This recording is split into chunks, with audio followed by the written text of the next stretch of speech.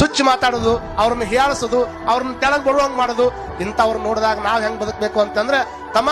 ಇಲ್ಲಿ ಕುಂತವ್ರು ಎಲ್ಲರೂ ತಿಳ್ಕೊಳ್ಬೇಕು, ನಮ್ಮ ಜೀವನದಾಗ ನಮ್ಮ ಪಾಡಿಗೆ ನಾವು ದುಡ್ಕೊಂತ ಹೊಂಟಾಗ, ನಮ್ಮ ಜೀವನದಾಗ ನಮ್ಮ ಪಾಡಿಗೆ ನಾವು ದುಡ್ಕೊಂತ ಹೊಂಟಾಗ, ಯಾರು ಉಸಾಬರಿನ ಮಾಡ್ಲಾರ್ದಂಗ ನಮ್ಮ ಮನೆತನದ ಗೌರವವನ್ನು ಹೆಚ್ಚು ಮಾಡ್ಕೊಂತ ನಾವು ದೊಡ್ಡವರಾಗಿ ಬೆಳಿಬೇಕಂತ ಹೊಂಟಾಗ, ನಿಮ್ಮ ಜೀವನದಾಗ ಯಾರಾದ್ರೂ ಚುಚ್ಚಿ ಮಾತಾಡಕತ್ತಾರ ಅಂದ್ರೆ, ನಡೆಯೂ ದಾರಿ ಒಳಗ ಚುಚ್ಚಿ ಮಾತಾಡುವಂತ ಟೈಮ್ದಾಗ ಕೇಳಕತ್ತಿ ನಿಮ್ಗ, ನಡೆಯುವಂತ ದಾರಿ ಒಳಗ ಕಲ್ಲು ಮಳ್ಳಿದ್ವು ಅಂದ್ರ ಕಾಲೊಳಗೆ ಚಪ್ಪಲಿ ಹಾಕೊಂಡು ನಡಿಬೇಕು,